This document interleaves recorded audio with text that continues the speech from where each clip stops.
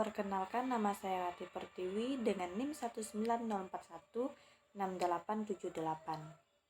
Saya dari kelas A2 pagi.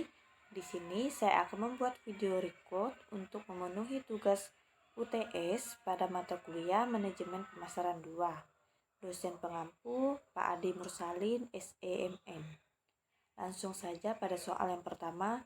Sebutkan dan jelaskan minimal 5 strategi lini produk yang digunakan perusahaan dalam memasarkan produknya. Di sini ada 7 strategi lini produk yang saya buat. Yang pertama, perluasan produk mix. Yang kedua, penyempitan produk mix. Yang ketiga, perubahan produk yang ada.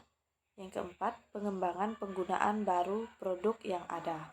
Yang kelima, penentuan posisi produk. Yang keenam, trading up dan trading down. Dan yang ketujuh, diferensiasi dan segmentasi pasar.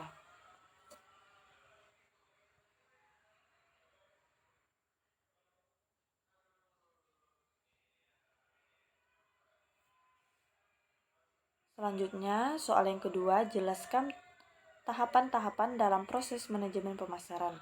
Berikan secara sistematis dan komprehensif. Berikut proses pemasaran secara sistematis. Yang pertama, analisis peluang pasar. Adapun analisis lingkungan pemasaran penting sekali untuk meraih peluang-peluang dari setiap perubahan yang ada. Yang kedua, meneliti dan memilih pasar sasaran dan upaya memposisikan pasar. Kisi-kisi produk atau pasar harus dapat diperkirakan dari masing-masing kelompok pasar sasaran. Selain itu, perusahaan harus dapat mengembangkan strategi penempatan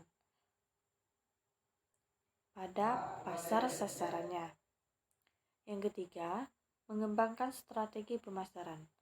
Perusahaan harus mengembangkan suatu perbedaan-perbedaan dan strategi penempatan pada pasar sasarannya. Perusahaan harus mampu memberikan keistimewaan-keistimewaan yang lain dari pesaingnya dan mampu memenuhi keinginan para pelanggan. Perusahaan harus mampu mengembangkan sebuah peta kedudukan produknya agar menduduki posisi yang lebih baik dari pesaing-pesaingnya. Yang keempat,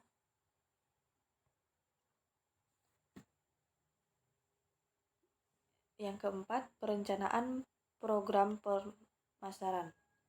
Strategi pemasaran terdiri atas pengambilan keputusan tentang biaya pemasaran, bauran pemasaran, dan alokasi pemasaran. Yang kelima, pengorganisasian, pelaksanaan, dan upaya pengendalian pemasaran. Pengorganisasian ini berarti membentuk struktur personalia pemasaran dan menetapkan tugas secara jelas serta terkoordinir. Selain itu, bagaimana personalia itu dilatih, diarahkan, dimotivasi, dan dievaluasi.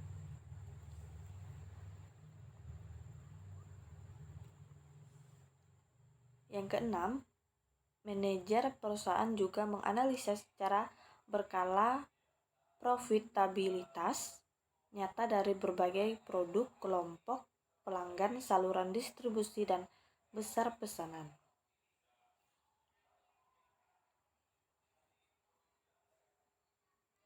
Soal yang ketiga, jelaskan strategi harga dan promosi yang diterapkan oleh perusahaan dalam rangka meningkatkan penjualan produk perusahaan. Strategi harga merupakan upaya yang dilakukan oleh sebuah perusahaan untuk meningkatkan pelanggan atau konsumennya yang berkaitan dengan harga. Harga yang merupakan satu-satunya unsur bauran pemasaran yang menghasilkan penerimaan penjualan, sedangkan unsur lainnya merupakan unsur biaya saja. Adapun tujuan promosi itu adalah untuk mengkomunikasikan informasi tentang produk mereka dan mempengaruhi konsumen untuk membelinya.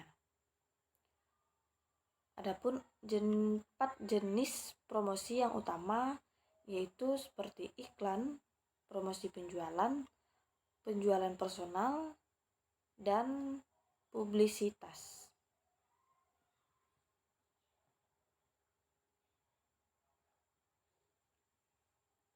Soal yang keempat, sebelum sebuah perusahaan dapat membuat strategi pemasarannya, perusahaan tersebut harus mengevaluasi kondisi persaingan, kondisi internal perusahaan, dan lingkungan eksternal. Jelaskan elemen-elemen internal dan eksternal market environment. Lingkungan internal pemasaran atau bauran pemasaran. Pada umumnya, aspek pemasaran meliputi kegiatan-kegiatan yang berkaitan dengan yang pertama, perencanaan barang. Yang kedua, penetapan harga. Yang ketiga, program promosi. Yang keempat, saluran distribusi. Di lingkungan internal non-pemasaran, aspek non-pemasaran adalah kegiatan-kegiatan fungsional atau operasional dalam perusahaan atau selain kegiatan pemasaran, antara lain yaitu produksi, personalia, keuangan, penelitian dan pengembangan, dan administrasi dan sebagainya.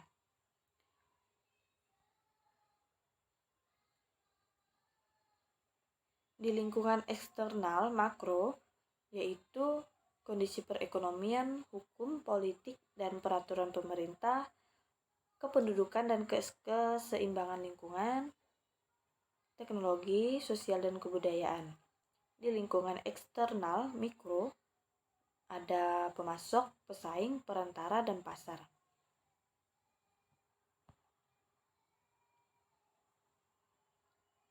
Soal yang kelima, bagian A, konsumen dapat dibagi menjadi jenis konsumen bisnis dan konsumen akhir.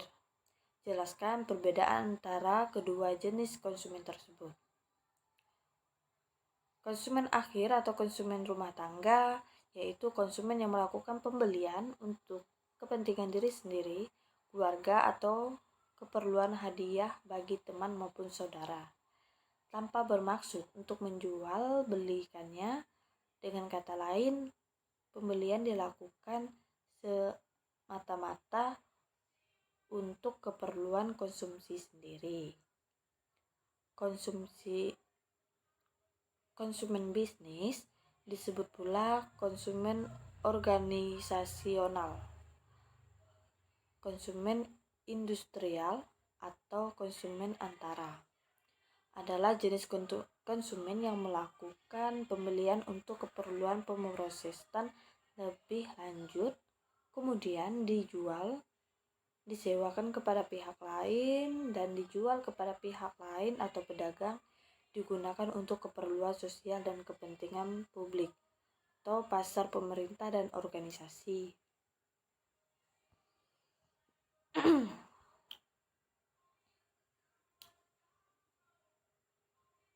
Soal nomor 5 bagian B, sebutkan dan jelaskan 4 faktor yang mempengaruhi proses pembuatan keputusan konsumen. Yaitu faktor yang pertama, motivasi, yang merupakan suatu dorongan yang ada di dalam diri manusia untuk mencapai tujuan tertentu. Yang kedua, persepsi, merupakan hasil pemaknaian seseorang terhadap stimulus atau kejadian yang diterimanya berdasarkan informasi dan pengalamannya terhadap rangsangan tersebut. Yang ketiga, pembentukan sikap, merupakan penilaian yang ada dalam diri seseorang yang mencerminkan sikap suka atau tidak suka seseorang akan suatu hal.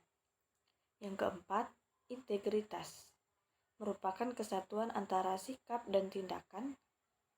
Integrasi merupakan respon atas sikap yang diambil. Perasaan suka akan mendorong seseorang untuk membeli, dan perasaan tidak suka akan membulatkan tekad seseorang untuk tidak membeli produk tersebut. Baiklah, sekian video record untuk tugas UTS Manajemen Pemasaran 2. Atas perhatiannya saya ucapkan terima kasih.